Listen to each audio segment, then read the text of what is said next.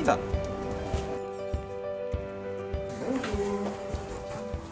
Bonjour Claire.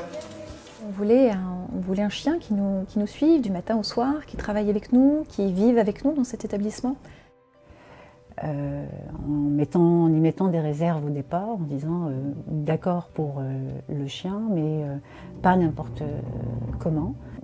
Les attentes, c'était vraiment être dans de la médiation, être en lien avec le résident et trouver d'autres pistes que les techniques classiques ou quand on est à court aussi d'arguments. Hamlet est issu effectivement donc, de l'association Andy Chien. C'est un chien d'aide, dit d'accompagnement social. Déjà, il fallait effectivement trouver 2 référents au départ pour pouvoir créer ce projet. Trouver donc des personnes qui aient l'envie en fait d'amener une présence animale en fait au sein de l'établissement et de vouloir travailler avec lui. Enfin attention, tu mords pas. Hein. Vous avez peur qu'il morde? Non. Voilà, je travaille beaucoup sur les émotions des personnes et sur la mémoire aussi. D'ailleurs, les 2 choses sont très, très imbriquées. Et donc j'ai plusieurs missions, le soutien psychologique des résidents, l'accompagnement de troubles du comportement, les refus, les oppositions. Et puis il y a un autre pan aussi qui est la stimulation de la mémoire.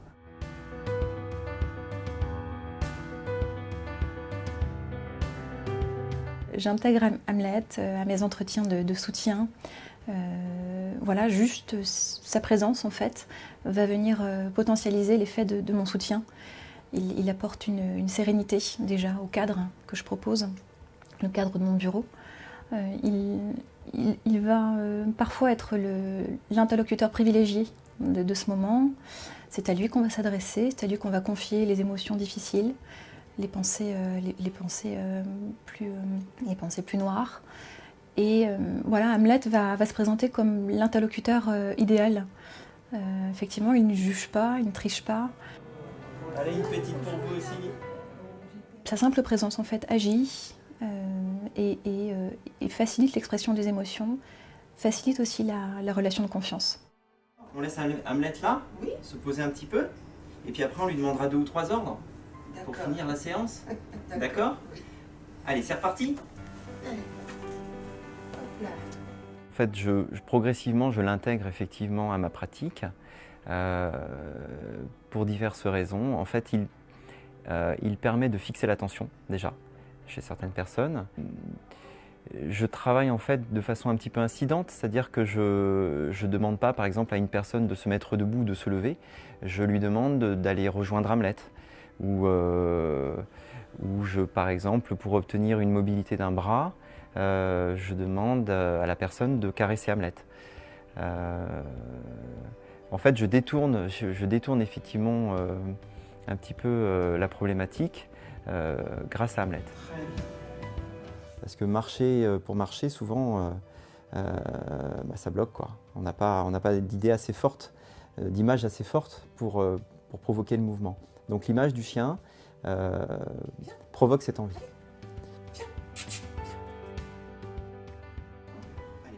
Voilà, le chien permet d'accélérer un petit peu le processus thérapeutique. En revanche, tout le monde n'est pas réceptif à sa présence et ce n'est pas non plus la solution miracle. Hamlet ne répond pas à toutes les problématiques. Je crois que je vais mettre d'autres chiens sur le coup là. Hamlet facilite les liens entre les personnes et surtout, il apaise les angoisses, il apaise les tristesses, il redonne spontanément le sourire, il redonne de l'élan. La présence d'Hamlet est venue bouleverser ma pratique. Elle est venue affiner l'observation que j'ai des résidents lorsque je suis avec eux. Il y a des résidents qui ne mémorisaient pas jusque-là nos prénoms à nous et qui ont mémorisé en 8 jours de temps le prénom d'Hamlet. Non seulement ils ont mémorisé le nom du chien, mais ils savent le décrire en dehors de sa présence. On sait comme c'est difficile de mémoriser, d'apprendre, de retenir pour nos résidents ici. Et l'affection portée à Hamlet vient faciliter le souvenir. Et comme le dit l'une de nos résidentes, quand on aime, ça marque le souvenir. Hamlet est devenu bien plus qu'un élément de vie. Il est devenu un collaborateur, il est devenu un thérapeute, il est devenu un auxiliaire de soins. Donc oui, c'est beaucoup plus que ce qu'on attendait. Il a compris. C'est un bon chien. Hamlet, c'est la vie, c'est la continuité. C'est la continuité de la vie au sein d'un établissement comme celui-ci. Alors maintenant, vous avancez. Donc la suite, c'est voilà, d'aller encore plus loin et puis je pense de se laisser aussi surprendre par la magie de la relation d'Hamlet avec les résidents. Au revoir Hamlet, bon week-end.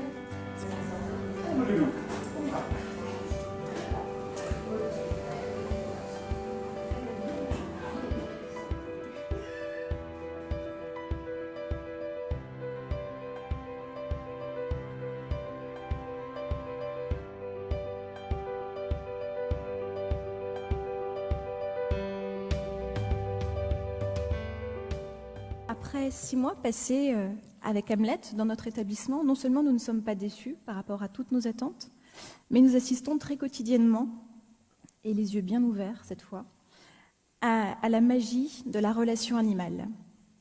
Donc des instants très intenses, inédits, ont déjà été vécus, tels que l'éveil et la communication fulgurante et enthousiaste d'une résidente à chaque fois qu'elle aperçoit Hamlet, alors que par ailleurs elle est mutique et en refus massif de contact humain. On assiste également à l'apaisement immédiat de déambulations effrénées. Ce qui est certain, c'est que nous assistons très souvent à des effets d'Hamlet, du chien, sur l'humeur des résidents, sur l'élan à communiquer, l'élan à agir, l'élan à participer à des activités individuelles et collectives. De façon générale, nous constatons qu'Hamlet stimule, appelle la vie, rappelle la vie d'avant pour certains. Hamlet a appris initialement, lors de sa formation au centre Andy Chien d'Alençon, 50 commandes, 50 ordres, ce qui facilite nos actions lors des activités en groupe ou en individuel. En groupe, nous avons l'atelier toilettage, groupe de 4 à 5 personnes. Nous avons d'ailleurs régulièrement des résidents visiteurs. Amandine travaille sur un versant cognitif où aborde des sujets de fond, comme la maladie, la perte, et toujours en partant de l'animal.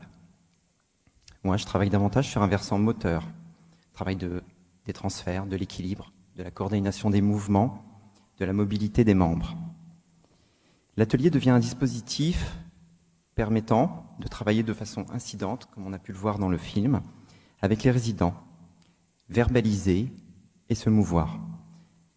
Dans quelques semaines, un atelier de l'équilibre sera mis en place en collaboration avec Irène Blaillot, psychomotricienne, travaillant également à la Villa d'Épidore.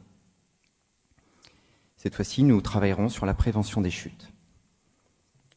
Concernant ma prise en charge en individuel, j'utilise les capacités d'Hamlet à attirer le regard, fixer l'attention. Il invite au contact, au toucher. Il est générateur de mouvement. Que demander de plus pour un kiné? Je travaille avec lui sur les syndromes post-chute, lors de reprises de verticalité et de marche, et plus généralement sur des marches anxiogènes, sur les héminégligences afin de stimuler le côté atteint. Depuis peu dans l'accompagnement de soins douloureux. J'aimerais pouvoir l'intégrer également à une démarche palliative lors de soins de fin de vie. Alors d'un abord psychologique, c'est indéniable, Hamlet atténue le stress. Très physiquement, nous observons des résidents très fréquemment qui s'endorment au contact physique d'Hamlet. Des résidents qui, par ailleurs, sont très agités. Le chien rompt le silence, rompt l'isolement. Il offre une possibilité d'exercer ses capacités de mémoire, ses capacités de contrôle sur l'environnement, en lui donnant des ordres, des commandes, par exemple. Mais une chose très importante dont on parle peut-être moins, et qui est très importante avec notre population, c'est qu'Hamlet offre une occasion vraiment privilégiée d'avoir une communication non verbale positive et valorisante. Effectivement, avec un patient ayant un trouble de la communication, un patient aphasique, la grande qualité d'un chien, c'est qu'il ne parle pas. Et oui, s'il parlait, ces patients-là, seraient confrontés aux mêmes écueils, aux mêmes difficultés qu'avec un contact humain. Donc à cet endroit-là, particulièrement, Hamlet nous dépasse et nous dépassera toujours. Il est l'objet et il est le déclencheur par excellence d'une communication non verbale infaillible, car non parasitée par les mots et par les intentions humaines. Donc les effets sont évidemment innombrables, on pourrait vous en parler pendant des heures, c'est certain. Tout particulièrement, il y a un effet qui agit directement sur la qualité de vie des résidents. C'est l'amélioration de la qualité des liens entre les professionnels, les résidents et les familles.